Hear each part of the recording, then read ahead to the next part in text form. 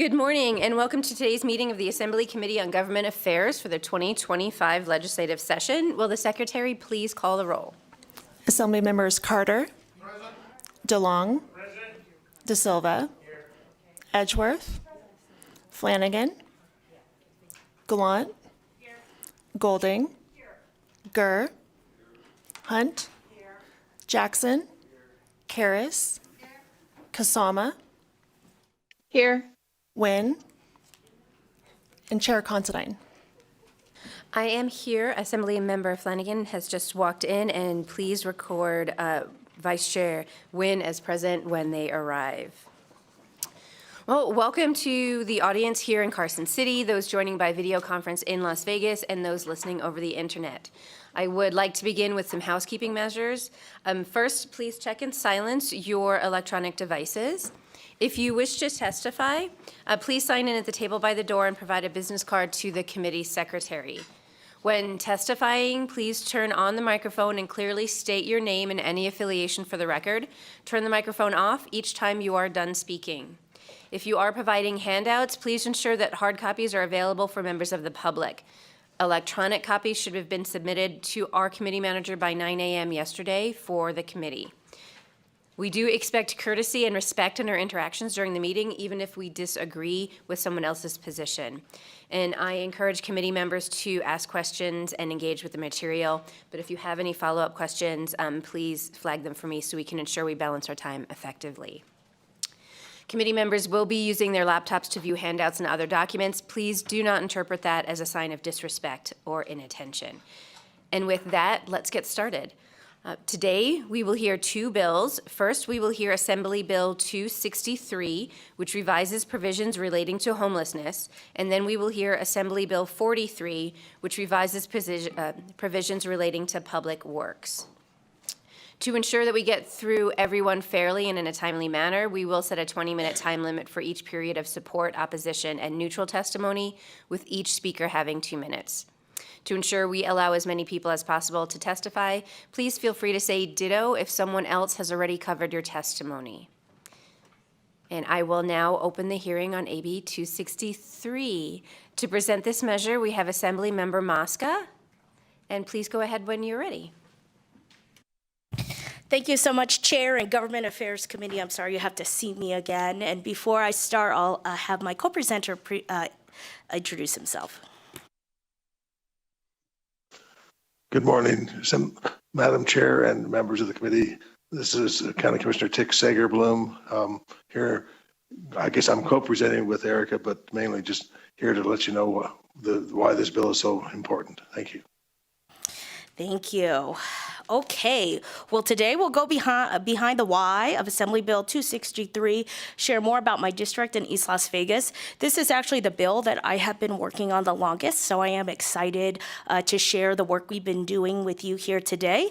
And I wanted to make sure that Commissioner Sagerbloom also had time to share his perspective, as my district is nested in his district, and we've been working together on it as well.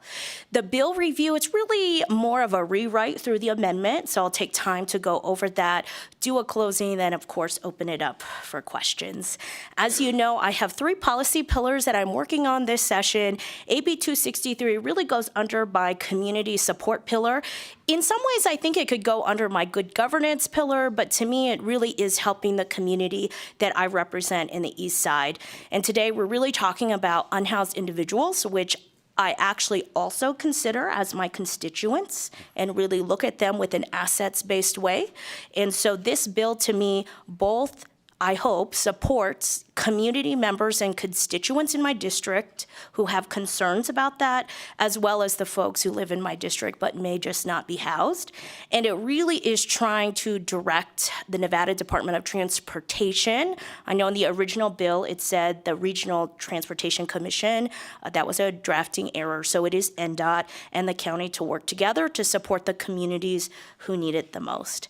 And so this is a map of my district. Again, I proudly represent East Las Vegas. I didn't share this last time, but I grew up low income in a different state. I went to college in Boston. I joined Teach for America, which moved me to East Las Vegas. And my parents lost their jobs in the recession. And East Las Vegas in Nevada was a place where I could buy a home as a second-year teacher. I know that's not true anymore, and we are all continuing to try to make solutions towards that. And that was the first time I had home ownership in my family. My parents lived with me on the east side until I got married. So really, Nevada gave me a place, as someone who moved around and went to 6 different schools growing up, that I could call home. That's really why I love Nevada, and I love East Las Vegas. And so, as was on the slide last time, we do have a lower median household income. More than half of my district is renter occupied than owner occupied. Again, a vibrant community with diverse small businesses, from Mochi, from our new Greek place to our new coffee place on Charleston and Nellis. There's a lot of great things there, but there's very little economic development. Even this week, I have Google Alerts, so I check always what's happening in my district. And there was a small business that had all of their copper wire stolen in their air conditioning, and it's a small salon that's owned by a small business family owners, and we were able to donate a little bit towards them so that they could keep their doors open. But that's the kind of thing that happens in my district. And again, I want to say to all of those who are listening out there, I do believe that my unhoused constituents are our constituents too. And so this bill is about the number one issue that people call me about, email me about, text me about, or talk to me whenever they see me. The first 2 pictures on the left are at 2 properties in my district owned by Nevada Hands, so those are affordable housing. The one on the left is a senior residence. The one to the right is a family property. I've done 2 events there, and whenever I do events, I also do town halls to hear from constituents. It was the number one thing they talked about. In the middle is an Ovation property, which is a cappella. I had an event for the seniors on Thanksgiving. It was the number one issue they talked about. The fourth picture is an event at the park. I've had an event at every park in my district, and again, it was the issue people talked about. And finally, the picture on the right is at a cappella duet, which is the second Ovation property affordable housing in my district, and this was in partnership with Commissioner Sager-Bloom, and the town hall was on the unhoused individuals in our district. And so, as I said, I have the Google Alerts. This is the number one thing that comes up in East Las Vegas. Really, both community members being wary about the amount of encampments in the district, I think, as well as folks who are wary that we are not helping folks enough who are unhoused. And so what can I do? I think about, again, we are the state. I'm not the county. I'm not the city.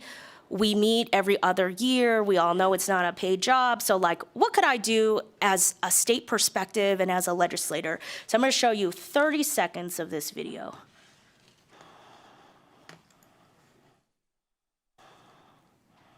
Today we're doing our bi-weekly unhoused outreach. We know that in our community the unhoused issues are growing every day. We come out here not because we're judging or we want to, bother people, but we're just here to help. We're asking them and letting them know about services. We're cleaning up around the area for our neighbors that are really concerned, and we're giving out waters and snacks with our awesome youth committee and our community volunteers. So that's what we did for a whole year. We took action. We helped and cleaned up. We talked to the unhoused residents to learn more about issues, and I learned. And I think we learned. So this is a picture with our chair here. We went on our a hot team and a more team outreach to understand what Metro is doing on the issue, and I thought it was very helpful. So these are actual pictures from the last year of what it looks like in my district. The one on the right, I cleaned up all of that because it's the number one thing that my constituents talk to me about. It's a very political statement to make, but I know in places like Summerlin, maybe DeMonte Ranch, I don't know, but higher income places don't look like this. And that's really what this bill is about. And so for the last year and a half, we did over a dozen cleanups with over 20 individuals, did 2 town halls. I talked about the a cappella duet, but we also did one at the Make Cliff Mobile Homes, which is located on Sahara and Sandhill, which I think has some of the biggest issues. I have a picture later from this week I'll show you. Did 2 Metro ride-alongs, because when I did the hot team ride-along, I thought it was really helpful, but I wanted to partner with the Southeast Area Command and do the ride-along in my actual district. So we did the ride-along to understand the folks in my district and what they're going through. issue. I toured multiple municipal and county facilities, including the Clark County Navigation Center, which is located in Assembly District 14, which I'm so grateful to the County Commission for. I toured the City of Las Vegas courtyard twice, and I even came up north to see the Washoe County CARES campus because I had heard so much about the work that was going on up here, and I wanted to understand that. And it was really interesting what came out of so many of these meetings is how much in my district is actually owned by the state. So the Nevada Department of Transportation, or NDOT, actually owns a lot of the right-of-ways in District 14, which I had no clue. And I really met with them. I want to thank them as well for having multiple meetings to talk about this issue. And then, of course, here I want to emphasize, I, of course, met with multiple nonprofits to understand root causes, current gaps, current solutions in Southern and Northern Nevada, and of course, talk to people with lived experience, who I think are the most important folks to talk to when it comes to these issues. And I want to acknowledge to our members here and everyone out there, this bill is not solving housing, this bill is not solving mental health. There are so many root causes that I actually think is on us, all of us who are elected, to work on. But for me, again, thinking about the state, as a state legislator, what can I do? And I find this as just a very small piece to multiple things that I think will solve, hopefully, the issue for both our unhoused constituents as well as their constituents in our district. And so the very first meeting about this was when I went home, actually 2 years ago, for a weekend, and I met with Commissioner Sagerblum and we walked the wash. So here I'm going to stop and let the commissioner just share his perspective before we move on to the bill review. Thank you, Erica, and thank you, members of the committee, and several of you I know are in my district. Represent my members of my district also, and so you know firsthand what we're dealing with. But I just want to point out first, this bill is designed to help us when we clean up these areas. But before we go out and do any cleanup, we hire help of Southern Nevada goes out, walks the area we're going to clean up, offers services. We bend over backwards to say, you know, if you need help, we have help. We have a navigation center. We have housing. The legislature, to its credit, is funding the Campus for Hope, which hopefully will be in the future another resource. But we are bending over backwards to provide resources, rehabilitation, anything that people need. But at the end of the day, these camps become just so large that they become very unsafe and very unsanitary. And so what's happening in our district, and this includes the chair's district too, I-95, which is now I-11, I guess, goes right through. There's a fence on both sides of the freeway, which designates the part between the fence and the freeway is NDOT land. On the other side of the fence is county land. And what happens is when we go to these cleanups, we will go, I said, tell people, you know, we're coming to clean up. And frankly, a lot of them say, oh, thank you, you're here to clean up our camp. So they don't object. But what happens is they will, when we go to clean up the area, they will jump over the fence into the NDOT territory. And we being the county, have no jurisdiction there. And so what we're trying to do is to say, if the county is going to come clean up these areas, we would like permission to be able to go on both sides of the fence and clean up the NDOT area also. We're not obligating ourselves to just go out and start cleaning up NDOT property everywhere in the county. But if it's a situation where we, the county, are cleaning up one side of it, we would like to be able to clean up both sides of the fence so that area is clean, at least for that day. It's a very simple concept, but as Assemblywoman Mosca indicated, it's incredibly complicated, and we have learned the hard way that there's just these little pieces that fit through the cracks. And honestly, to the extent that this committee and this legislature can address these kind of issues, it enables us to make better progress, which ultimately is to discourage people from living out in the open and get them the help they need, the housing they need, the rehabilitation they need, the mental health treatment, whatever it is they need.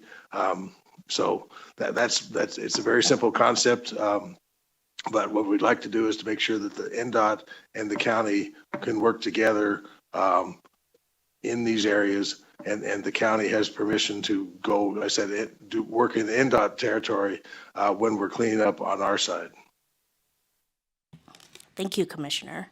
And so finally, I'll go through the bill review, which again is really the amendment. I'll talk about the goal was really to emphasize that there are areas in our community, in Clark, this is a Clark County bill, so in Clark County that need the most help, really should get more help. And that really is for the unhoused individuals plus the constituents that live there, and to ensure that the county and state work together, as the Commissioner just said.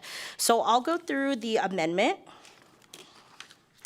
So first, 12A, what we're trying to say here is that the county does have homeless outreach teams. Those include a nonprofit that go out and talk to folks. Now, of course, there are issues, because if you learn about the queue, if you learn about the lack of where people can go, again, those are large issues that I hope I can address in the future, but right now it's trying to start at step one. So there are homeless outreach teams or unhoused outreach teams. I don't think they come to the areas that need them the most as much as they can. I think that our county is doing the best that they can, but I'm hoping that this will emphasize the areas where they're getting the most complaints or see the most issues will get more help. And so to me, that will help the people who are unhoused, because we know it takes multiple touches before somebody wants to go into support. And specifically near schools, parks, and senior housing. So why that is there, that is for my constituents, that slide that I showed you, because that is directly from people that I talk to, whether it's the Winterwood Park is in my backyard. We go there every day to walk my dog. It is next to Wengert Elementary School, and an unhoused individual was having an overdose. My husband gave the person CPR because he is a medical professional. He called the ambulance to make sure that person was okay. There were multiple families and kids that saw that. That is basically a daily occurrence where I live, where also the bathrooms are locked, so we cannot take our kids to the bathroom. We have to go home, because in our community, that's what it is. And so I really wanted to address that for our constituents. Sorry. And then we have been working with NDOT in the county for a really long time on, it can sound like such a simple solution, but having folks, I will give them to their credit, both entities have been at the table. We're trying to find a solution. But we haven't found one yet. And so I'm hoping this bill will help people come together. I know that both groups don't really agree as much with the amendment, so this is something that we are still working on. But I hope by having this presentation and showing that, there are folks that I just happened to be here because I was really good at school. Okay, I've never cried in the legislature, so sorry. It's okay. Take a breath. Take a minute.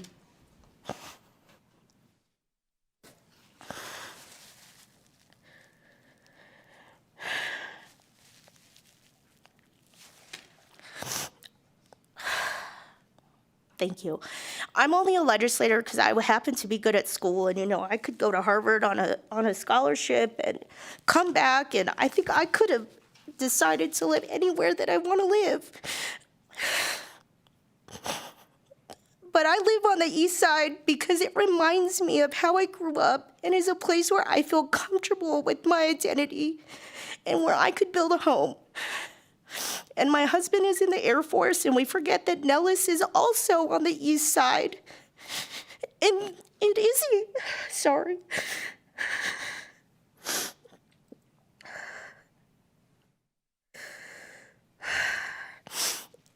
And I just really believe that it is a forgotten community. And so we also removed 2C. Oh yeah, we removed 2C because we didn't want more government stuff. We just really wanted them to solve the problem. And then finally, I am taking co-sponsors, especially for our East Siders. So I'll stop. Sorry again about that. But, this is a picture that my husband took on Tuesday. This is about 5 minutes from where I live. This side of the road is NDOT. The other side is county. If you took 3 pictures, it would have been along the whole route. And And again, I don't blame the folks who are unhoused. I think that we have not done enough in our social safety net to make sure that they have somewhere to go. But I do know that our low-income communities are disproportionately taking the brunt of a community issue. And so I was just hoping to come up with something that would hopefully solve a problem for those who may not have a voice and bring a solution that hopefully we can work together on. Thank you. Thank you very much, and thank you for bringing this bill. Just in my district on the east side of Las Vegas, 95 went through one of our major neighborhoods, so I have the same pictures. But at this point, I would like to move to questions from the committee. I will start with Assembly Member Flanagan. Thank you, Madam Chair. Thank you, Assemblymember Mosca, for bringing this forward and for your passion about it. I understand, because of my government experience, the boundary situation. So when you get into code enforcement, there's the responsibility that may lie with the county, and then the other area becomes the city. And so it's the first responder situation in terms of who responds. This may be more of, even in your amendment space, any consideration given to involving the other jurisdictions, and I ask because I represent District 7. So in my district, while in some cases it is trash, it is encampments, and I just feel like maybe this is a collective response so that everyone carries some of the weight, especially in the areas where it's a consideration. And I know that City of Las Vegas is at the table with the project they have downtown. But where's North Las Vegas? Where's Henderson? In the areas where they also have problems. And while it might not be Summerlin, there are areas of Las Vegas just like there are areas of North Las Vegas. And I guess my question is there a conversation to bring all of the jurisdictions to the table on the encampment issue? Thank you, Assemblymember Erica Mosca, for the record. I think that that's a great point. I do have a small piece, which is city, so we had talked to Councilwoman Diaz about it, but we are still working on the bill, so very happy to have another stakeholder meeting where all the folks are at the table. So thank you for that, and I'll follow up with you how it goes. Thank you, Assemblymember. Thank you. Our next question is from Assemblymember De Silva. Thank you, Chair. And thank you again, Assemblymember Mosca, for bringing forward this bill. You know, we're neighbors on the east side. We have a lot in common. Our communities are a family, are like brother and sister communities. And firstly, I want to ask if I could be a co-sponsor, you know, onto this piece of legislation. And then also, secondly, this is also in vein to the same question as Assemblymember Flanagan asked about having a broader inclusivity with the other municipalities. I know that the City of Las Vegas, City of North Las Vegas are also faced with similar sort of issues, and this piece of legislation would really allow, I think, for a team effort in dealing with an issue that, again, is a very intimate one. Again, it is also one of the highest priorities that my constituents also bring, to me in terms of the issue that they want us to tackle here in the legislature. So again, I want to thank you for bringing this legislation, and would like to ask you about potentially how you feel about bringing in other municipalities into this bill. Thank you. Erica Mosca, for the record. Thank you, Assemblymember. I will definitely add you as a co-sponsor. Thank you. And I will, I'll maybe even invite you and Assemblymember Flanagan to the meeting if you're interested so we can continue to work on it. Thank you. Thank you. Our next question is from Assemblymember DeLong. Thank you, Chair. Thanks for bringing the bill. I appreciate your passion on this issue. You've identified this term, homeless outreach teams or team. Have you put any thought into what the composition of that is and does there need to be a definition as far as what that is? Eric Mosca, for the record, thank you, Assemblymember. That's a great question. Currently, the county actually has them, so I'd love for the commissioner to talk about what currently constitutes the homeless outreach teams. Yes, thank you. We have different teams. We have a lot of nonprofits, primarily Help of Southern Nevada, that has their own social workers and caseworkers that will go out to these encampments days ahead of time and offer services and let them know that if they're still there in a couple of days, we're going to clean up the camp. But we also have homeless outreach teams that are tied with Metro. We have the Moore team. So the different entities, the city and the county have different entities, but we have several different ones. We could try to put a definition there, but I'm not sure because of the fluidity of the issue how we could fully describe it. But at least we could point out that they are government sponsored. They are paid by the county or the city. But you just cannot believe a lot of these homeless outreach teams will go into the tunnels, which are under the strip. They're just the people that work on these in these nonprofits are really phenomenal. It just breaks your heart when you meet them because they're so committed to doing the right thing. And I have to point out that again, this is a societal problem. This we're having to deal with it, but it's really, in my mind, terrible that a society as rich as ours could have people that have fallen through the cracks and are actually forced to live like this. Thank you. Thank you, Chair. Thank you. Our next question is from Assemblymember Edgeworth.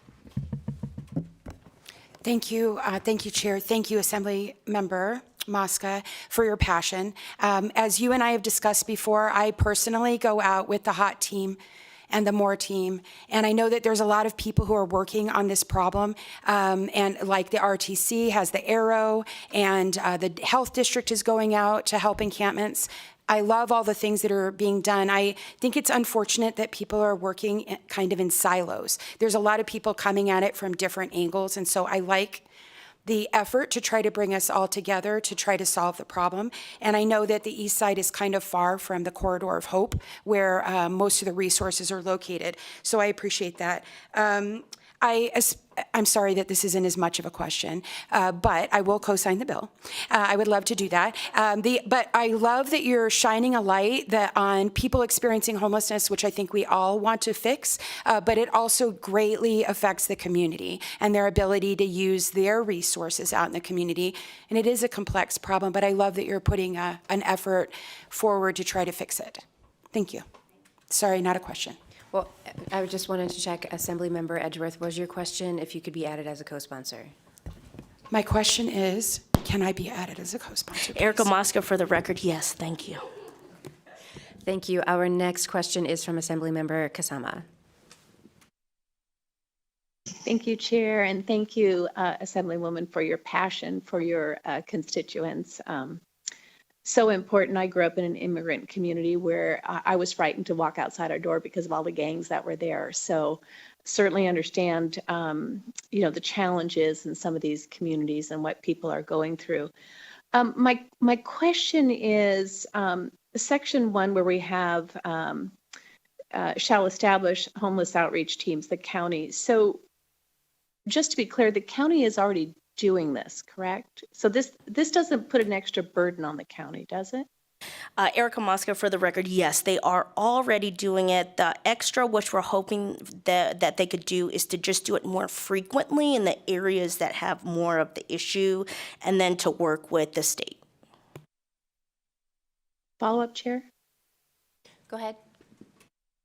So your Section 2A is really what changes what the county is doing. You're trying to put an emphasis on the certain areas. Is that correct? Erica Mosca, for the record, yes, exactly. Great. And then the Section B is just making sure that you're tying in with the state. Erica Mosca, for the record, yes. And what the proximate jurisdictions, that was important to the county. What that is saying is, like the commissioner said, we don't expect the county to go clean up everywhere that's NDOT, but just really where it intersects, so folks have more touches and can't just maybe go across the street instead of getting the outreach or the help. Thank you. Thank you. Our next question is from Assemblymember Jackson. Thank you, Chair. My question is, can I also co-sponsor? And then I know cleanups are very important, but I also realize cleanups have impact on the homeless individuals that may have Social Security cards, identification, things like that. So my question is, have you had direct conversations with the county to ensure that we're not doing more damage with these cleanups and making sure that these people could still identify themselves and, have their identity?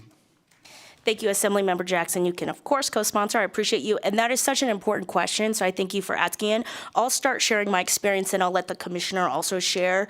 That's why I think I have so much passion for this, is because I went and I talked to so many of the folks.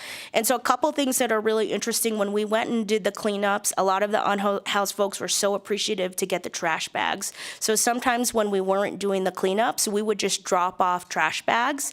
And you've probably heard this from the experts. A lot of these encampments do have rules. They have governance that they stand by, which I think is pretty great. And so when we would go out and talk to folks, we would knock on the door, ask, or it's not a door, but the place that stands for a door. You don't just walk into someone's area. And there's usually someone in the encampment that you're supposed to talk to. So we would talk to the person who was kind of in charge, and we would let them know. And when us as just individual constituents would go do cleanups, we would not enter someone's space because we knew that was important. For us, it would just be around the area.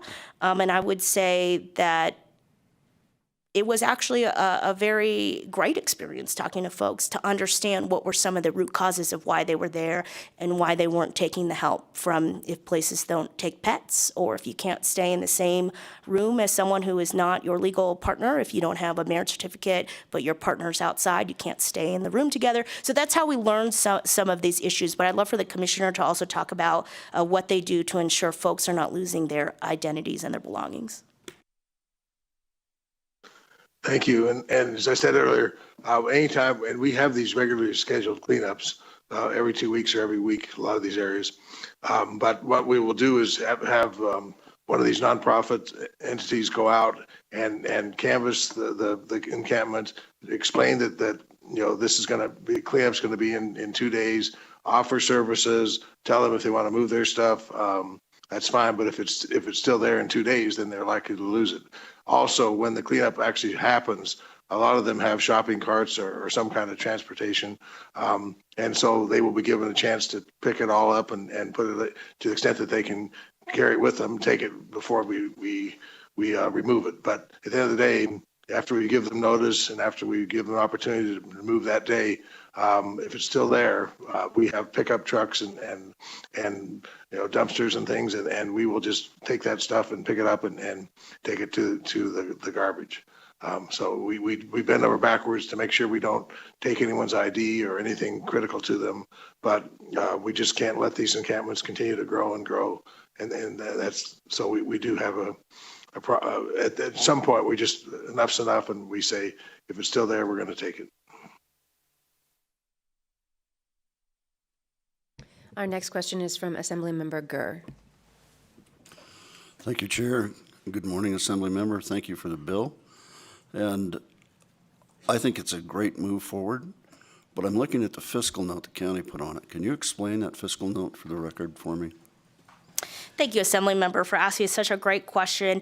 That fiscal note was prior to the amendment, so that's why it's still a work in progress. We're hoping that we can get that removed. We're not sure. I have been working with the county and the state again for a really long time on this, and so I'm hoping that just by having a bill hearing and having a bill, it will help us get to a resolution and hopefully not have that. Thank you, and I too would like to sign on. And Madam Chair, if I could just follow up. Oh, yes. Go ahead, Commissioner. If I could just follow up, this fiscal note, they didn't talk to me before they put it on there, and the way the bill originally read is we're going to have to clean up all the NDOT property. The county is, whether we're cleaning up our own property too. And so the goal of this is that when we're cleaning up an area, we can clean up the NDOT property next to us, but we are not assuming that we're going to clean up all the freeways in Clark County, accept that responsibility. But I've told them that we're going to change the bill, and they've promised they're going to remove the fiscal note. So thank you. Thank you for the answer. Thank you, Chair. Thank you. Are there any more questions from the committee? Seeing none, thank you for your presentation, Assemblymember Mosca. And we will move to testimony. Again, testimony can be provided here in person in Carson City, via video conference in Las Vegas, or over the phone. Further instructions for providing testimony in a bill can be found on the agenda. And we will begin with testimony in support of AB 263, and we'll start here in Carson City. Please go ahead when you're ready. Good morning, Chair, members of the committee. My name is Wesley Harper. I am the Director of Government Affairs for the City of North Las Vegas. We appreciate the bill. We appreciate the sponsor bringing it forward and the efforts and intentions of the county. We are looking forward to joining the conversation to see how City of North Las Vegas can be a participant. Thank you so much.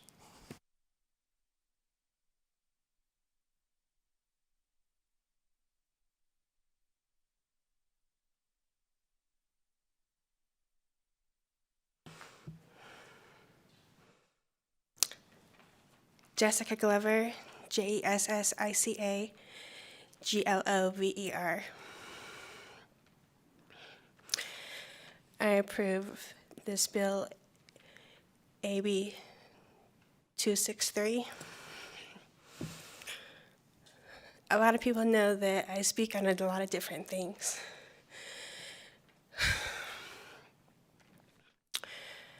Homelessness is one of the hardest things. Number one, because I've experienced it not once, but twice. When you're put into that predicament and you experience it, it's a lot different than going out and talking to people.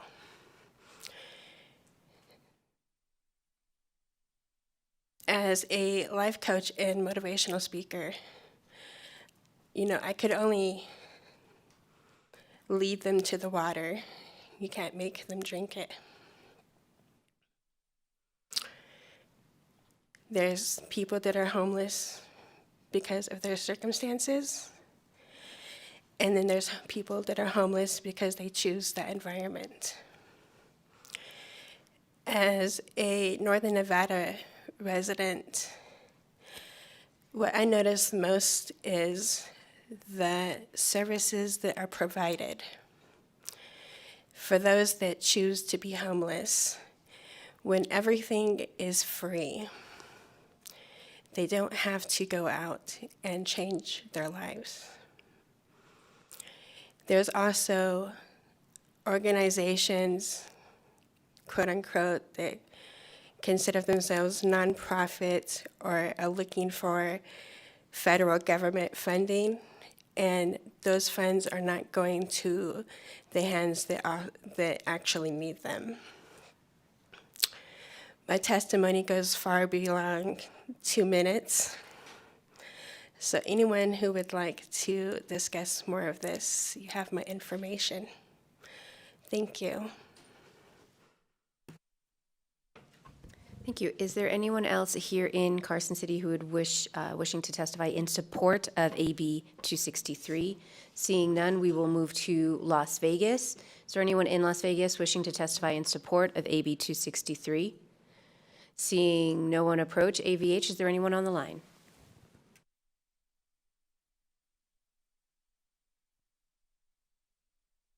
To testify in support of AB 263, please press star 9 to take your place in the queue.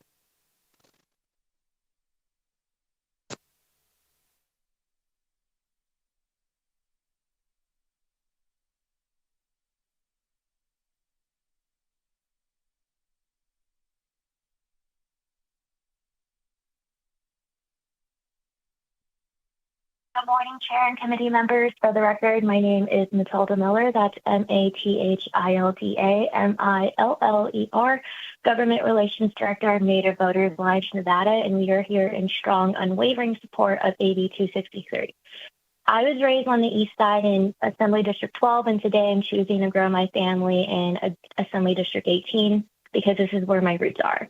In my free time, my family and I are deeply committed to our community, whether it's volunteering at cleanups with the assembly member or assisting our neighbors in need.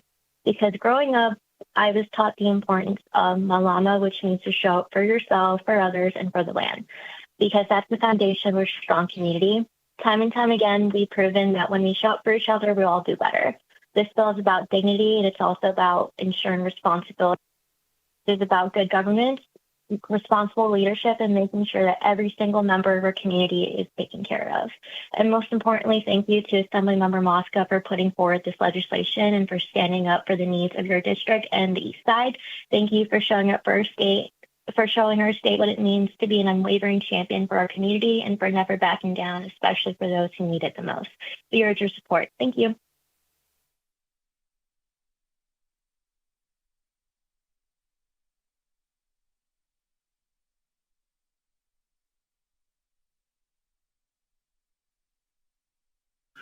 Good morning, Chair and Committee.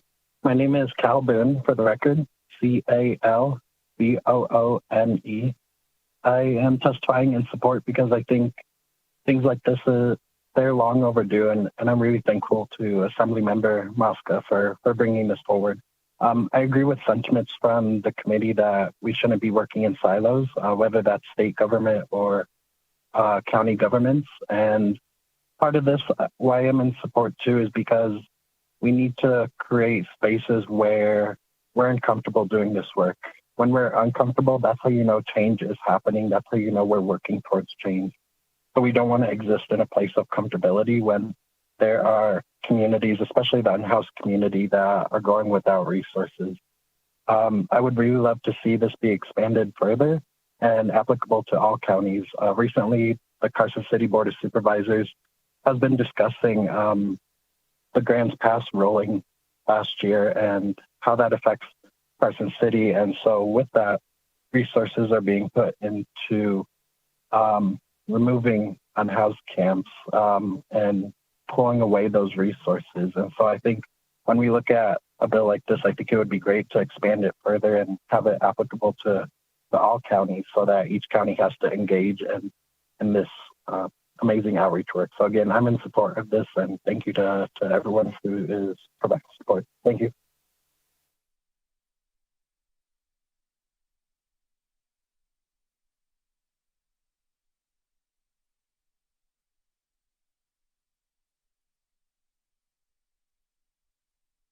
Good morning, Chair Considine and members of the Assembly Government Affairs Committee. For the record, my name is Donna West, Donnawest. I'm a resident of East Las Vegas, and I've lived here for 40 years. I am also a constituent of AD 14, and I am extremely proud this morning to be represented by Assemblywoman Erica Mosca.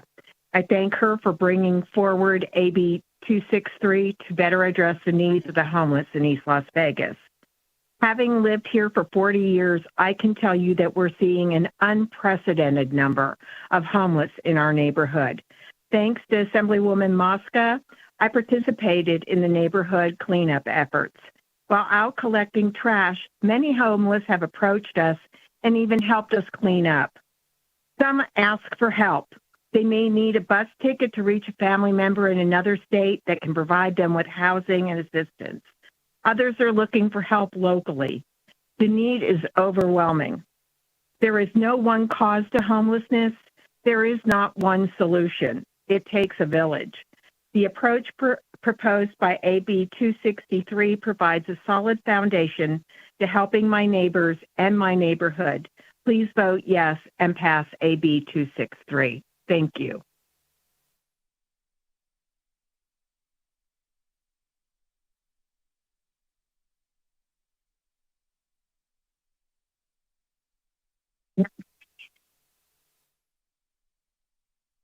Good morning, members of the committee. My name is Rudy Zamora, and I'm the Advocacy Director for Chicanos por la Causa, and we're here to express our strong support for AB 263.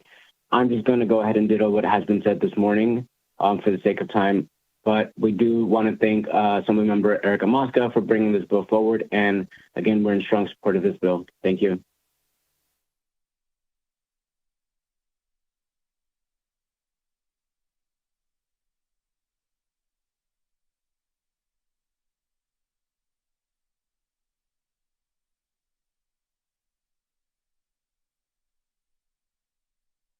Caller with the last three digits 151. You are unmuted on our end. Please make sure that you are unmuted on your end.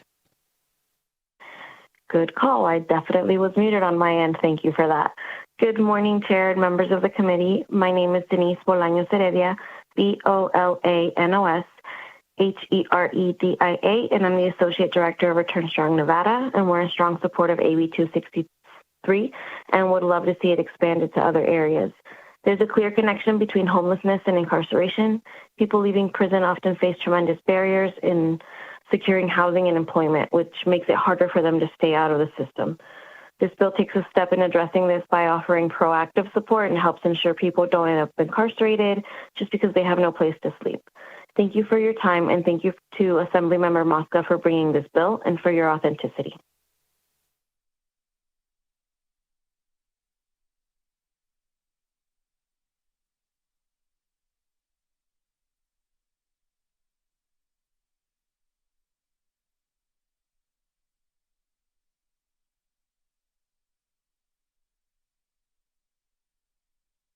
Can I speak now? Go ahead. Okay, I'm ready to testify. Okay, my name is Al Rojas. I live in Assembly District 12, and my Senate district is in conjunction with Assembly District 14. I'm very active in our community. I attend many of our First Tuesdays, and I work closely with Metro and their community outreach program to control homelessness in our area.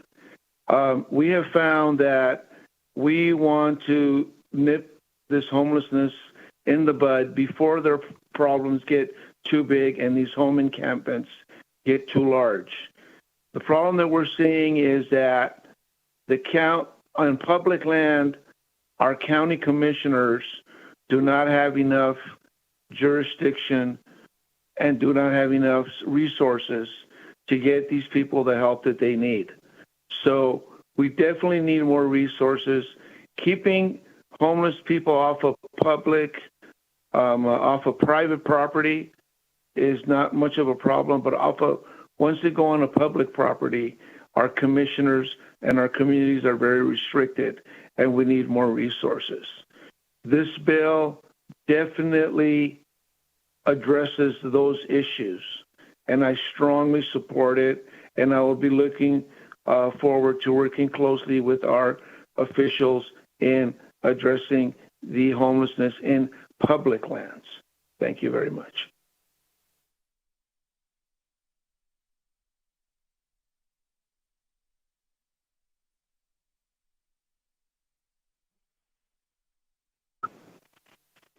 Very good morning, Chair Constantine and members of the committee. My name is Matthew Wilkie, for the record, WILKIE. Just calling in support. I want to thank Assemblymember Mosca for bringing this bill forward, and more importantly, recognizing that these individuals are your constituents. If home truly means Nevada, these people are not homeless. They just lack a house. So ditto and full support. Thank you for your time.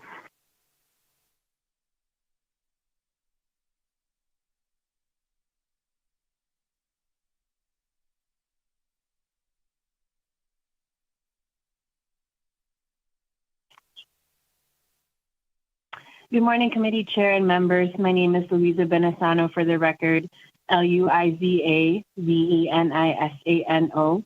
I am the Campaigns and Community Engagement Manager for Planned Parenthood Votes Nevada, and we support AB 263. Thank you.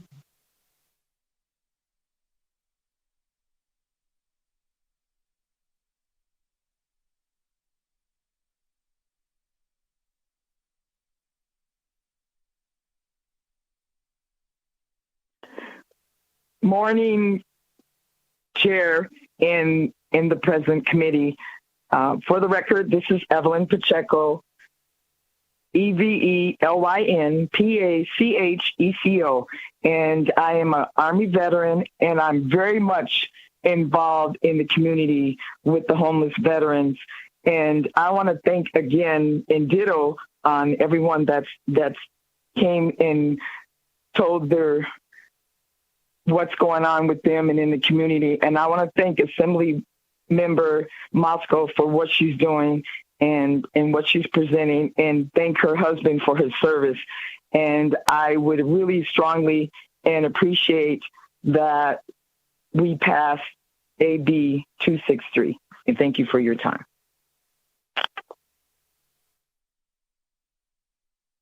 If you recently joined the call and would like to testify in support of AB 263, please press star 9 to take your place in the queue.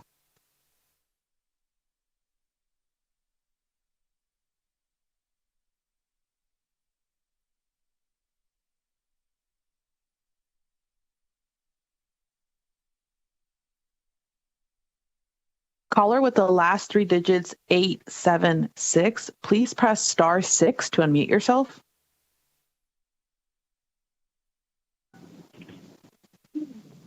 Hello. Good morning, members of the Community Government Affairs and Chair Considine. My name is Alexander Avila. I'm calling in today as a constituent of AD 14 in support of AB 263. As a longtime resident and growing up my entire life here on the east side, I've seen, of course, the changes that occurred to our city, and of course, this issue becoming now a more major concern than it was even 20 years ago, as I was growing up as a child. It is why I feel it's imperative that the county, the city, and of course, here the Nevada Legislature take the initiative in ensuring the right measurements are done in order to help the homeless situation that's occurring here in Las Vegas and, of course, throughout our state in general.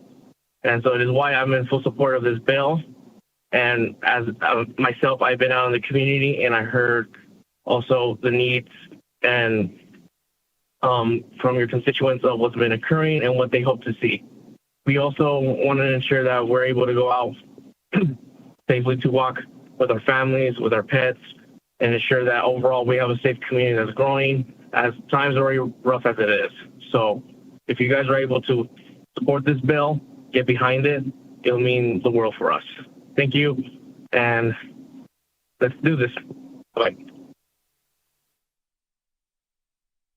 Here we have no additional callers in support of AB 263 at this time. Thank you. We will now move to hear testimony in opposition to AB 263. Is there anyone here in Carson City who wishes to testify in opposition to AB 263?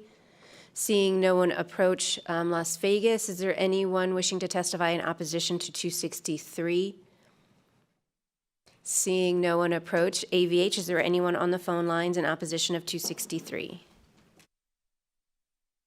To testify in opposition of AB 263, please press star 9 to take your place in the queue.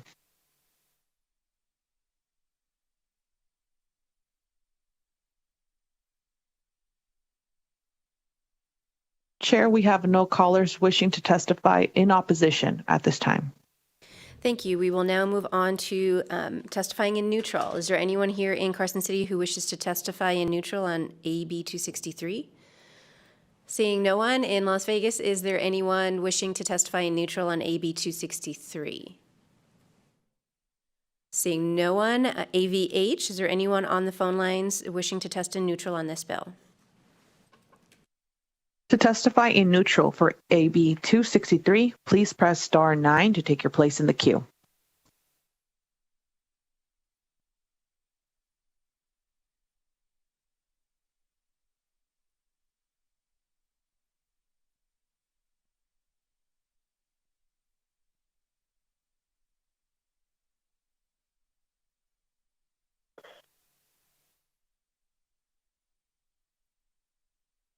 Caller, you are unmuted. Please go ahead. Thank you, Madam Chair, members of the committee. For the record, Kelly Crompton, representing the City of Las Vegas. My apologies, I couldn't be there in person this morning. The City of Las Vegas, after listening to the presenters present the bill and the discussion after questions, I think the City of Las Vegas is in a position of neutral. The City of Las Vegas does currently is responsible for homeless outreach and cleanup residing within the local municipality. And the City of Las Vegas's approach to provide this service is proactive. The ability for the city to reprioritize is critical to the effectiveness of our outreach programs and cleanup programs, as the cleanup activities not only serve and protect the community, but reduce the city's liability resulting from the unaddressed hazards. The city's Neighborhood Services Department has 5 outreach teams that canvass the entire city jurisdiction to provide support to homeless persons. Our Public Works Department has dozens of staff who work closely with these outreach teams and local law enforcement operating in the city's jurisdiction, providing cleanup support within the public right-of-way impacted by homelessness. These teams can rapidly mobilize to address situations arising with increased risk or needs. We hope that we can work with the bill sponsor in a local government discussion to ensure that the city can continue to utilize the teams and efforts that we have been using over the years within our jurisdiction. And we hope that we just wanted to put on the record, we hope that this effort comes with some sort of resource both to NDOT and to the local jurisdictions, as we know we have spent millions of general fund dollars on these types of efforts. Thank you very much.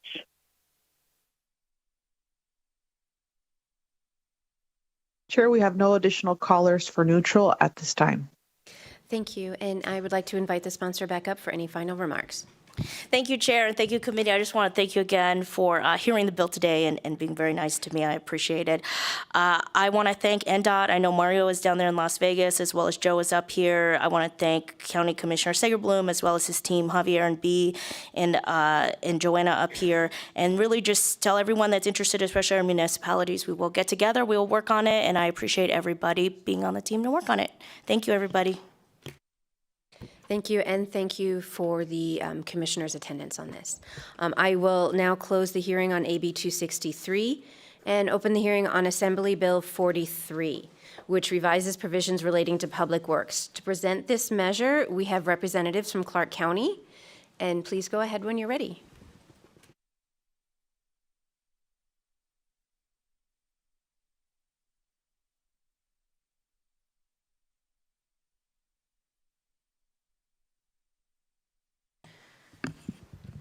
Good morning, Chair Considine and members of the Government Affairs Committee.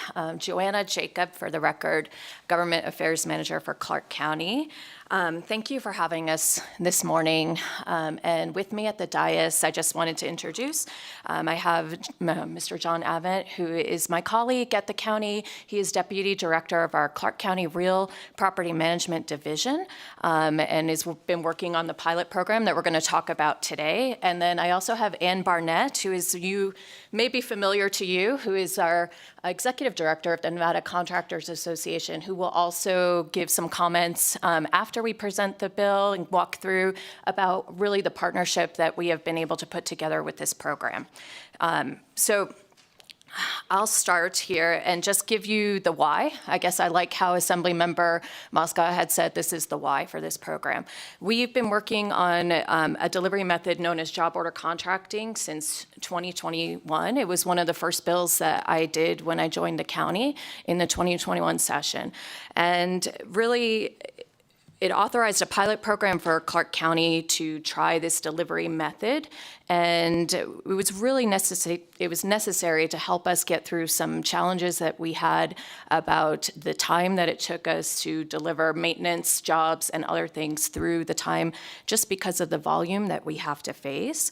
And the program that was first proposed in the Senate Bill 67 of the 21 session is now set to expire, which is why we're here before you today to try to make it permanent. I'm going to hand it over to Mr. Avent. He can talk about the work of his division, the workload of the division, and then a little bit about what we did in the pilot program and the types of jobs that we were able to perform. Then we'll walk through the bill, and then we'll have Ms. Barnett speak. So I'll hand it over to Mr. Avent. Thank you. Good morning, Assembly members. John Advent, for the record, Clark County Real Property Management. I oversee the Design and Construction Division, and as Joanna had mentioned, was helping oversee the pilot program for the job order contracting with the county for the last 3 years. A little background on RPM and what we do. Design and Construction oversees the planning, design, and construction initiatives for all on-site county projects. These come in as capital improvement projects, maintenance, operational type projects, grant projects. We have oversight on approximately 519 buildings and over 120 parks in our jurisdiction. Currently, we have approximately $500 million on average in rolling annual budget for funded projects. To date, today, we have approximately $691 million in total funding on our purview, with 229 active projects that we're seeing, from project initiation through design, construction, and closeout. So we have a heavy workload, runs a diverse range of project types, from tenant improvements, new construction, repairs, maintenance, HVAC, you name it, it touches our department. With the job order contracting program that we've worked on, we've seen great success over the last 3 years. We've utilized the program to complete over 170 job orders to date, which constitutes roughly 100 individual projects. We've used that for a diverse range of projects for parks and recreation amenities, repairs and replacement, HVAC, necessary equipment, replacements for infrastructure for facilities. And for park amenities, that includes things like splash pads, park playgrounds, restrooms. In the previous presentation, we heard about Winterwood Park. That restroom in that district was burnt by a vandalism event. We were able to repair and stand that restroom back up under the JOC program in a short amount of time. So we found that the program helps us deliver projects in a timely fashion, quickly and effectively. Under our design bid build program or delivery method, we're typically 18 to 24 months to get to the street for bid, anywhere from 30 to 40 months to complete the project. Under the job order contracting program, on average, we're seeing these jobs delivered in 7 months. So from start to finish, we're delivering an amenity, a project back to the community in a short amount of time. It allows us to kind of operate as one would expect. If you see a scope and you think, you know, that should be a 6-month job, in your typical period, that's 2 years in county timelines with government processes. Under the job order contracting program, it allows us to kind of operate more that you would expect maybe on the private side. So we were able to successfully hit 50% sub-participation across our projects, on average 10% disadvantaged business utilization with those subs that were part of that. And again, we've just seen quicker turnaround. It allows us to partner directly with the contractor.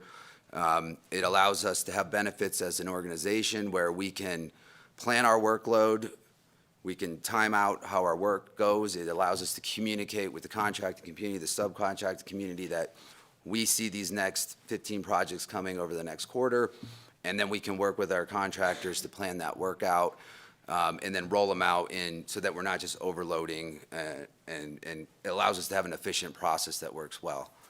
On the internal side for our organization, you know, it allows our staff to plan their workload. It frees up resources for those larger design bid build projects.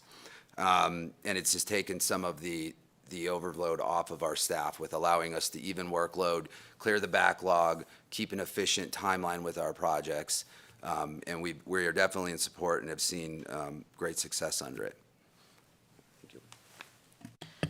Really, thank you. Joanna Jacob, for the record, JACOB. Mr. Avent has lived this in the last 4 years. So if there is actually, after we walk through the bill, if there are technical questions about the program, certainly we are here to answer them. I'm going to quickly walk through the bill. I would also like to draw your attention to an amendment which I put on Nellis, and should be before you, a very minor amendment, but one that we have worked on with stakeholders on this bill. I first would like to state that in our experience in working on this kind of legislation that is on construction issues, what you really need to succeed in order to pass legislation is to have a partnership with all of the various, I call it the trifecta, of agencies, contractors, and the labor representatives in this building. And if you do not have support, I have frequently found, having done this for 11 years, that it is difficult to pass legislation. So what you have before you, and as we walk through the bill, I would like you to keep this in mind, was one thing that we negotiated very heavily with all three of those groups in 2021. And really the goal here is to try and continue the structure that we have in place that has worked for us in Southern Nevada. So to walk you through quickly, Section 2 of the bill is going to authorize the county and certain cities within the county, as well as our water reclamation district, to use job order contracting. These specific jurisdictions, and it is essentially, because they're not specifically named, but it is the cities of Las Vegas, North Las Vegas, and Henderson, and water reclamation. Water reclamation has the same board as the county board, so that is why they are grouped in, because our county board of commissioners is also the board for the water reclamation district. These agencies have the volume that Mr. Advent talked about in trying to maintain and operate facilities and parks, and what that means when those facilities are down, it means that the services, public services, are not available to our constituents. So it's reauthorizing those that were authorized during the pilot program to use the pilot program. Sections 5 through 8 are definitions of terms that you'll see us use in the bill. Section 9, I really want to focus on. It essentially describes the job order contracting. These contracts are different from low bid in that they are for a fixed contract period, but they provide for an indefinite amount of types of work and things that may come up and the volume of the work. And as Mr. Advent noted, we partner with the way it works is that we will go and bid for general contractors, and we partner with them through the course of the contract period to put together job orders involving job tasks, which is really unit pricing for labor and materials. And we will then put the orders out kind of as they go. So it's not going through our traditional low bid process. Pricing is delivered up front, and that's part of the reason why it's quick, is that the pricing is agreed to, the unit pricing with an adjustment factor, which is really kind of the overhead that the general contractor is going to put on the contract to deliver, kind of carry the load during the contract period. I do have amendments to this section. So drawing your attention to the amendment, this was actually requested by some of our stakeholders because some of the way that our goal really was to try and emphasize that this is supposed to be used for minor construction jobs. This is not meant for new construction. This is not meant for big projects that are going to go out. Those are going to go out through traditional low bid or other design delivery methods. I think that what we tried to do here was to try and make it a little bit more clear that this is for minor construction of an existing public work. That means something that is already built, a park that is already placed. This is not a new park. This is one that we are going in and fixing the splash pads. For you, those of you who are in Southern Nevada, you know that when the splash pads go down, it is very a big issue for our community and for the kids that we have in our community that like to go to that facility. So this is one thing that we have tried to do. And then on Section 9, also subsection 4, one of the things that we did in the pilot program, we did a lot of outreach with the general contractors. This was new, okay? So the first thing that was required was for us to do a policy, meaning a policy that the local government will do that's going to govern the terms of how we are going to operate the program. That policy is the first thing I think that we adopted. And one of the Clark County's policies was that we were going to aim to keep the job orders low, around $1 million per job order. And our board wanted to get the work out. So we put a policy in place that we were going to try and structure it so that it would involve the minimum of three trades, meaning electric, labor, HVAC, or we were going to try and structure it that way.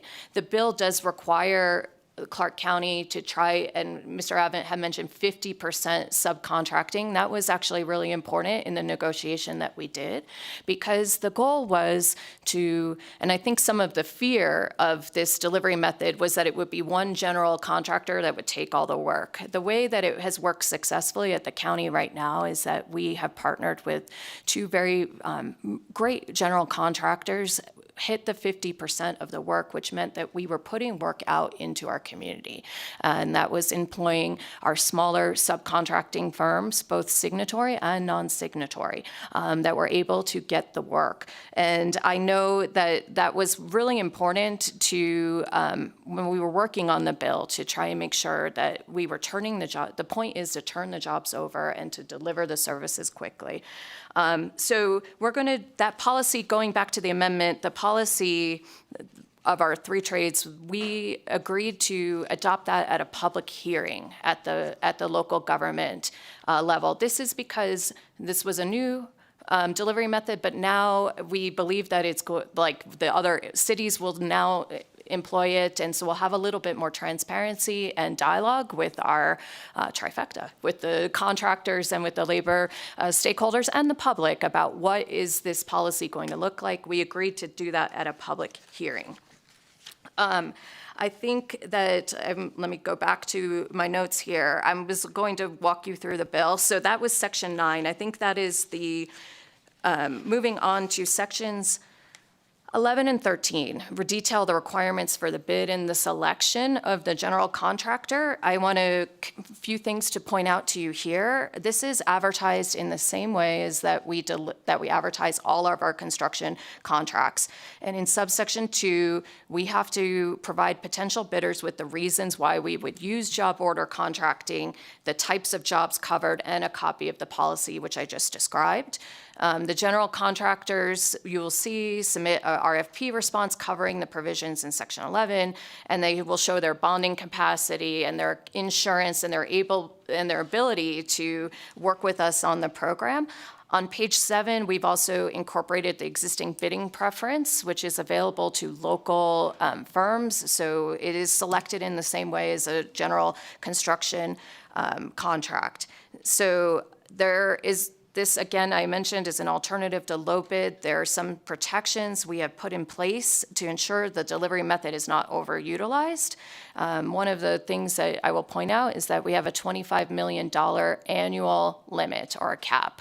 Mr. Avent talked about the level and the volume that we have to maintain. So this is a small subset. It is a small portion of what we deliver globally through RPM. And that was intended to mean that we are going to try and use it the way it's supposed to be. Small jobs, repetitive jobs that come through.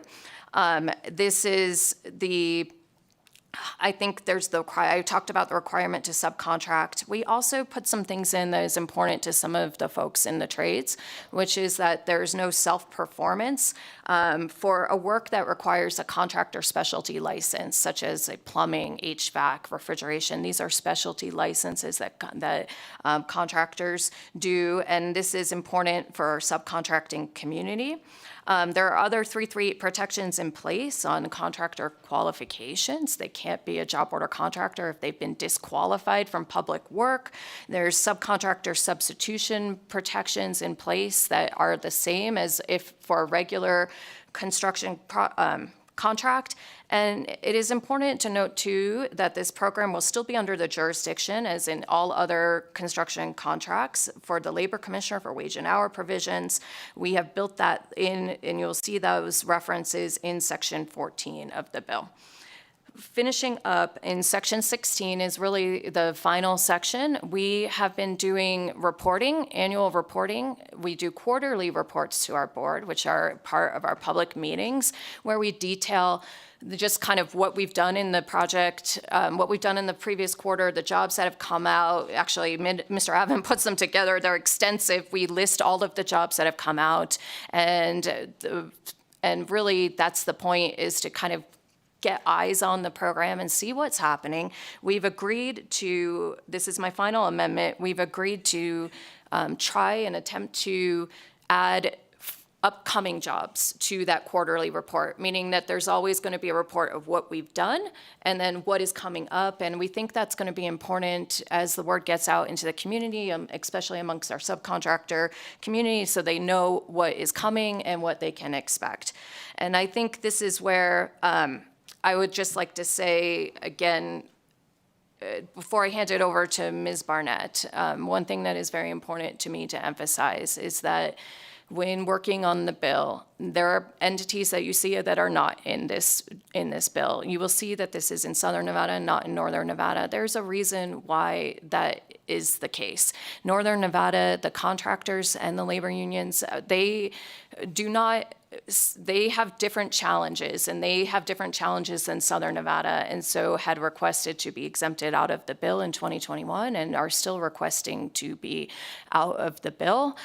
So we are honoring that request, and it is very important really for me as the Clark County manager that we have a successful partnership down in Southern Nevada, and that's why we're limiting it to Southern Nevada. So in that point, I'm going to hand it over to Ms. Barnett, who she does some really great work with the Nevada Contractors Association, and I think she'll tell you about how we've been able to partner and how we might be able to partner in the future on this program.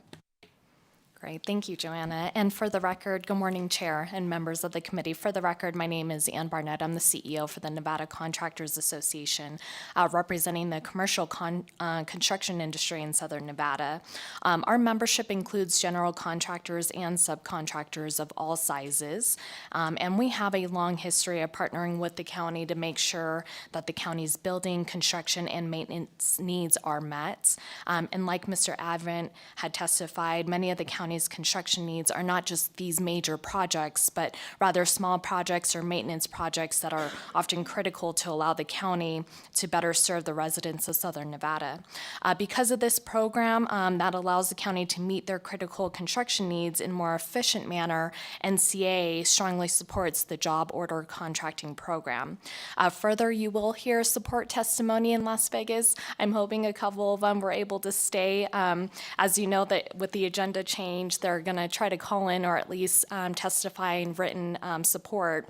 But they have vetted and extremely supported this program, and it has complemented our goal of supporting a diverse contractor community.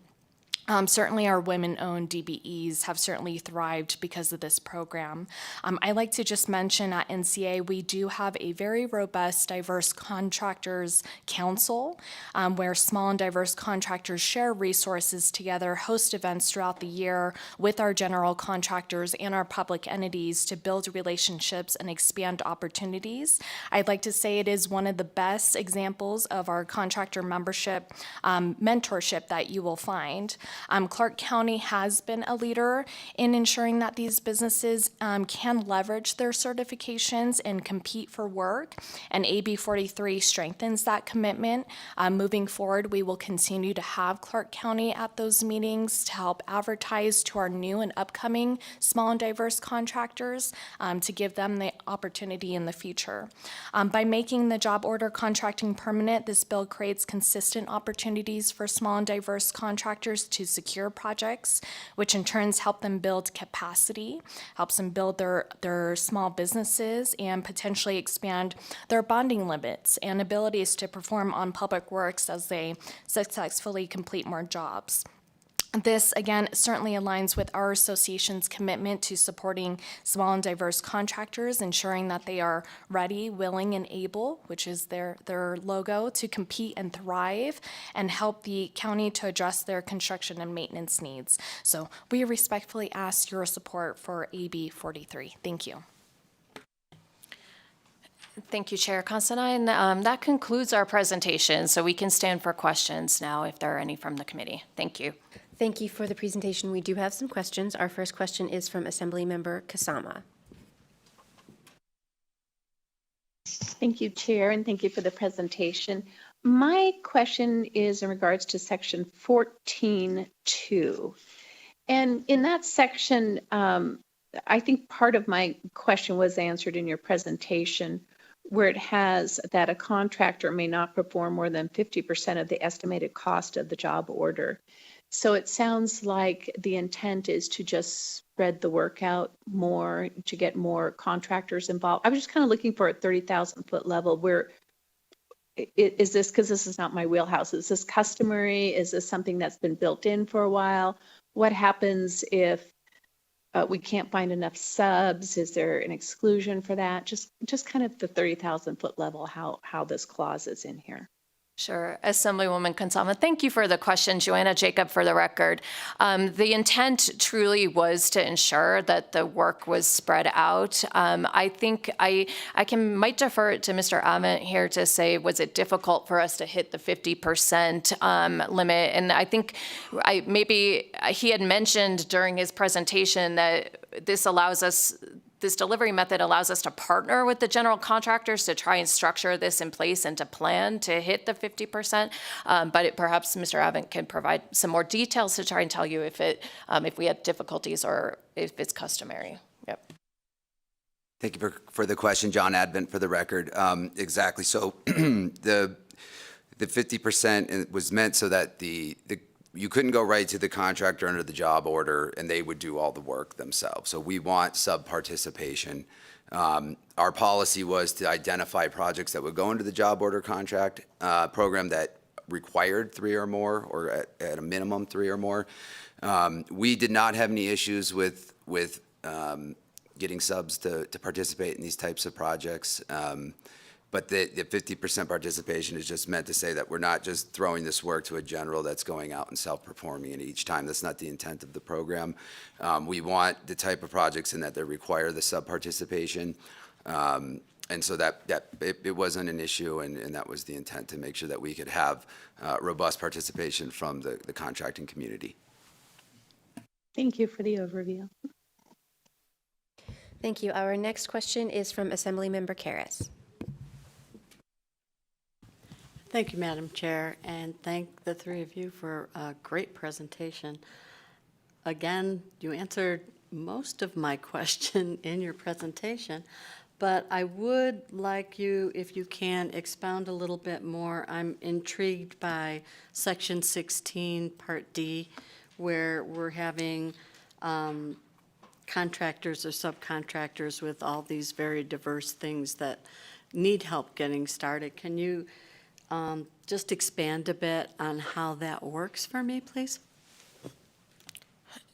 Sure. Joanna Jacob, for the record. Thank you for that question, Assemblymember Karras. This is a part of the program that I think we are really proud of, because when we did agree to the reporting on those categories of participation in the 2021 session. And I think just to explain those designations, and Mr. Avent will correct me if it's not right, but it's like these are designations for the small firms. They self-designate if they're women-owned, small, these categories.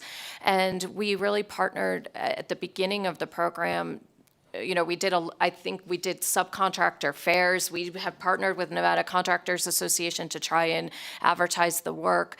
I think this is important. I think these are sometimes some of the smaller firms that are out there, and I hope that they are still here who are going to testify in support of the bill, or we hopefully will write in afterwards, because we actually saw some great success, as Ms. Barnett noted, especially in women-owned electrical firms, I think, and some of the others that were able to grow their building, their bonding capacity through this. We reported, if you're interested in what we were able to perform, we did report this in a report to the legislative session on how many of these categories of firms that did this work, and it was quite a large number. It was about 10% of the overall work, and that's actually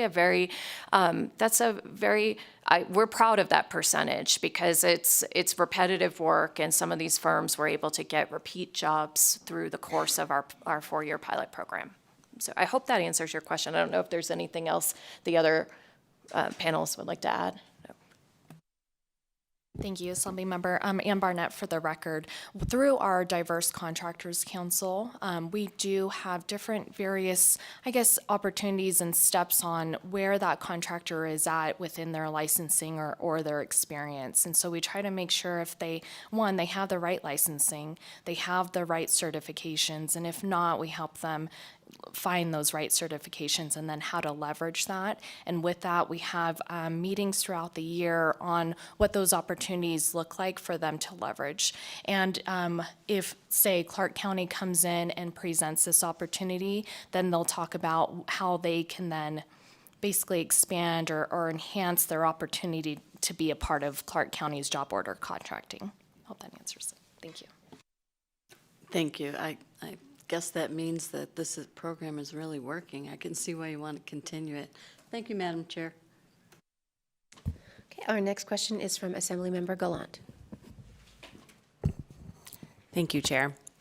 Thank you for the presentation. I think this is really important for us to pass this through, and I kind of want to do like a liability question for you. So I'm in property management and like actual knowledge of something. So if somebody reports that there is a repair that needs to be done at a house and I blow it off and then somebody gets hurt, I'm now liable.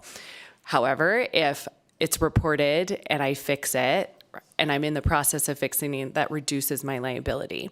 So I'm curious, prior to this pilot program, were there situations in which you were not able to address repairs and maintenance on your existing infrastructure that created an unsafe environment for our residents and possibly or actually did cause the county to have increased liability because of that?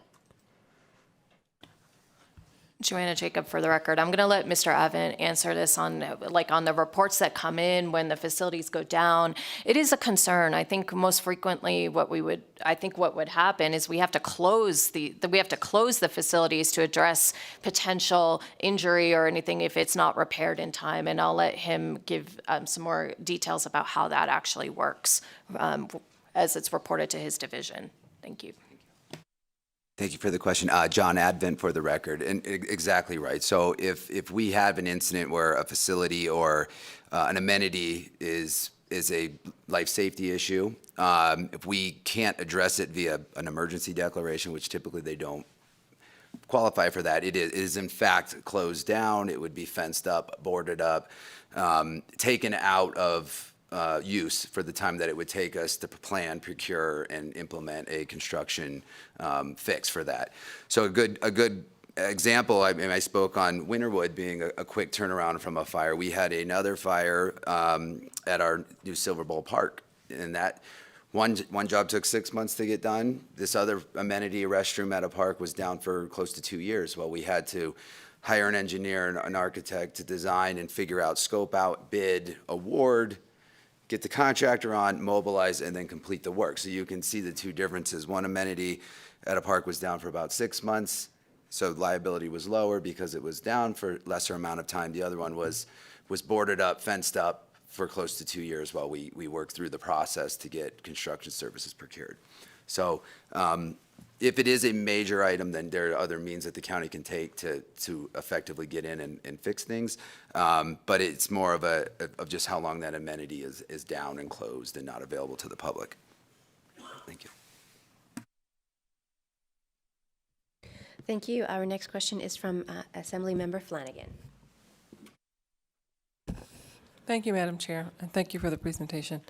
There's a lot of really good subgroups included in this. I'm wondering, is there a way to work in, since you have signatory and non-signatory contractors, the inclusion of apprenticeships, like maybe just a small amount of apprenticeship consideration in it?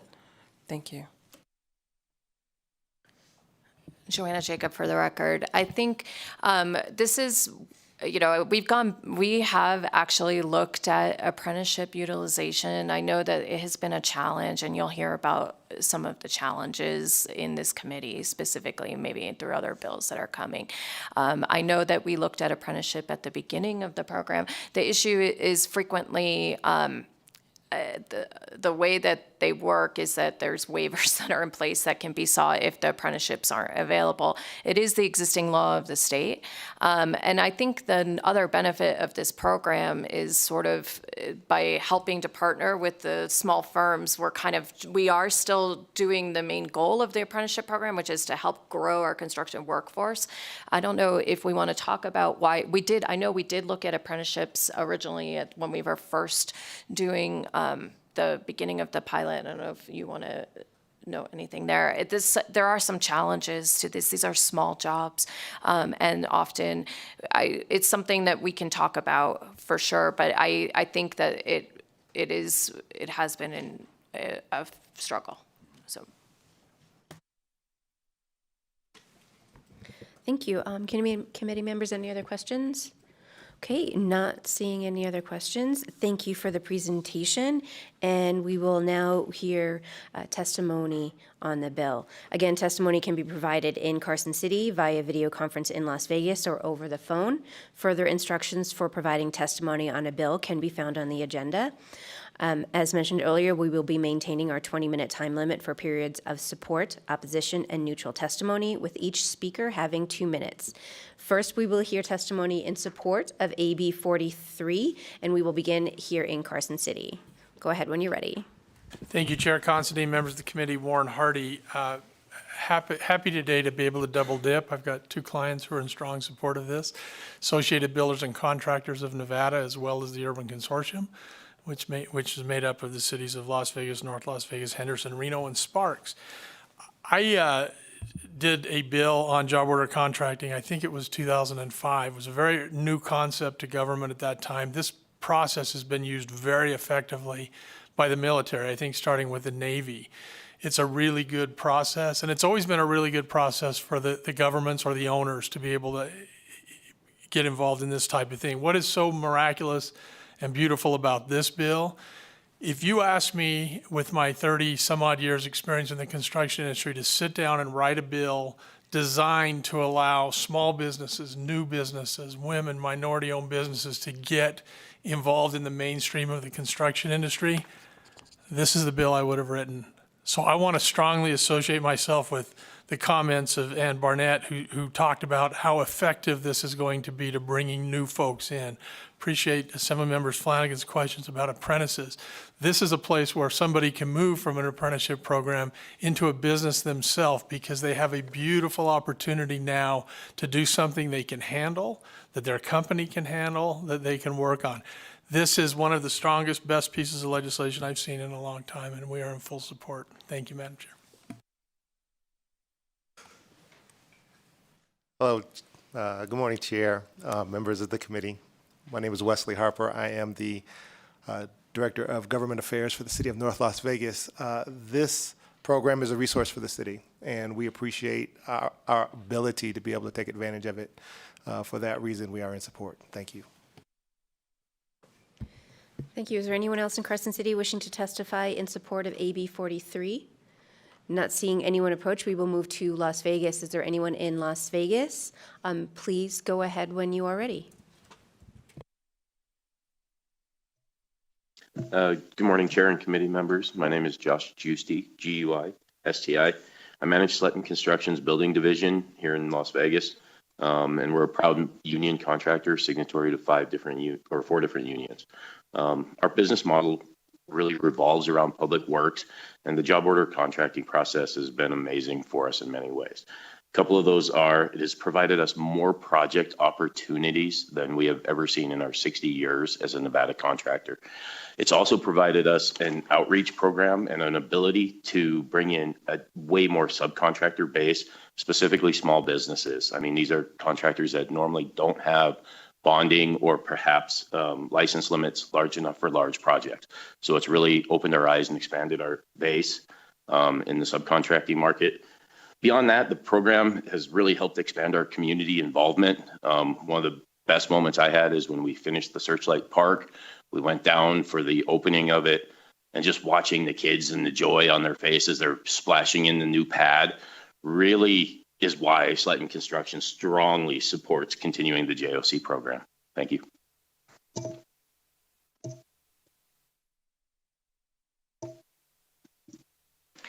Good morning, Chair Constantine and Assembly Committee members. My name is Heather Avila, owner of Live Electric, a union signatory Nevada-based woman-owned small business and certified disadvantaged business enterprise, specializing in industrial, commercial, and public works electrical contracting. My company has performed on job order contracts for Clark County Real Property Management. Those contracts allowed us to create and retain jobs for Nevada citizens. Keeping the JOC program would allow contractors like Live Electric to continue to create and retain jobs working on projects that better the community in which we live and work, while efficiently and cost-effectively delivering services to the public entities. I attended the outreach event referenced earlier by Clark County, and Clark County is incredibly supportive to the small business community to help us grow and better our businesses, making sure that the contractors utilized on their projects are qualified, capable to provide exemplary service to the county. To speak to the previous question on apprentice utilization, on those projects, we were able to utilize over 30% of apprentices on our overall total labor. I strongly urge lawmakers to support AB 43 and make the job order contracting program permanent. Thank you for your consideration.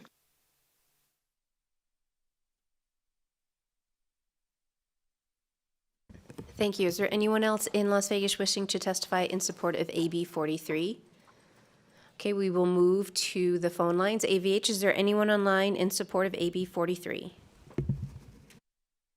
To testify in support of AB 43, please press star 9 to take your place in the queue.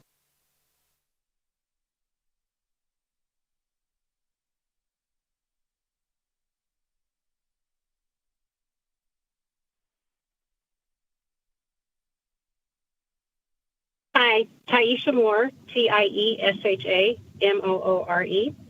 Chair and members of the committee. Thank you so much for the opportunity to testify in support of Assembly Bill 43. My name is Taisha Moore, owner of G3 Electrical, a small and diverse electrical contracting business in Nevada.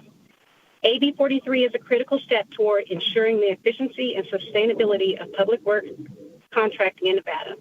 By removing the sunset provision and making the job order contracting program permanent, this bill provides stability and predictability for small and diverse contractors like mine, allowing us to plan for future work opportunities with confidence.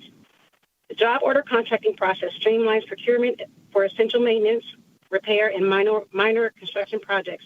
This is especially important for me as a small business owner, as it simplifies the process for us and allows us to easily participate in contracting opportunities without the burdens and delays of other bidding processes. By supporting AB 43, we are promoting job creation, economic growth, and greater participation from diverse contractors who are committed to delivering quality public infrastructure projects. I respectfully urge your support for AB 43. Thank you so much.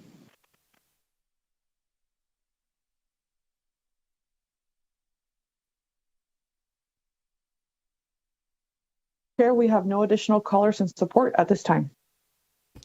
Thank you. We will now move to testimony in opposition of AB 43. Is there anyone here in Carson City who wishes to testify in opposition? Seeing no one approach, we'll move to Las Vegas. Is there anyone wishing to testify in opposition to AB 43? Seeing no one approach, AVH, is there anyone on the lines in opposition to AB 43? To testify in opposition of Assembly Bill 43, please press star 9 to take your place in the queue.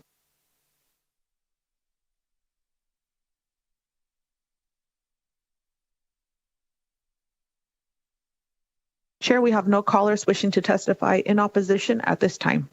Thank you. That leaves testimony in neutral. Is there anyone here in Carson City wishing to testify in neutral on AB 43?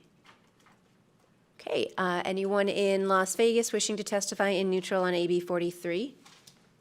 Seeing no one, back to you, AVH. Is there anyone on the line wishing to testify in neutral? To testify in neutral of Assembly Bill 43, please press star 9 to take your place in the queue.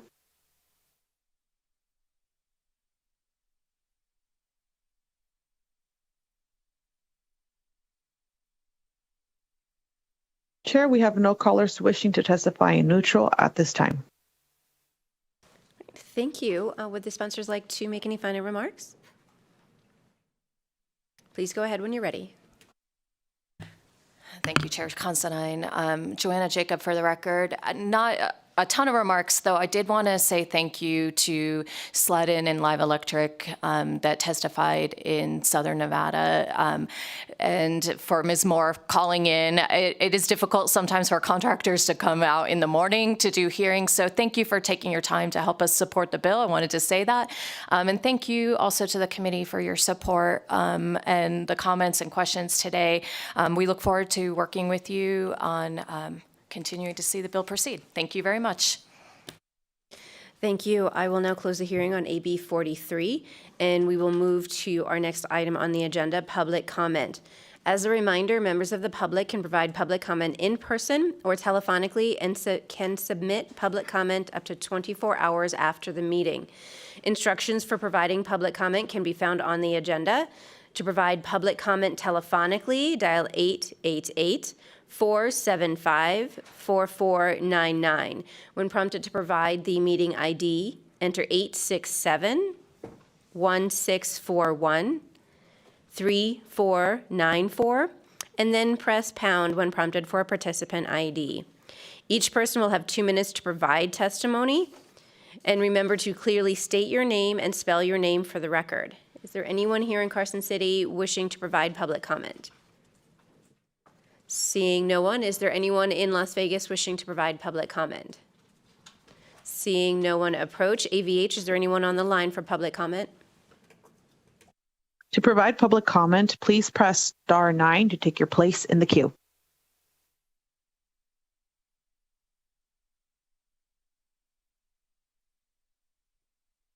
Chair, we have no callers wishing to participate in public comment at this time. Thank you. Our next meeting will be Friday, March 7th at 8 a.m. in room 3143. That concludes our meeting for today. The meeting is adjourned. Thanks, Chair.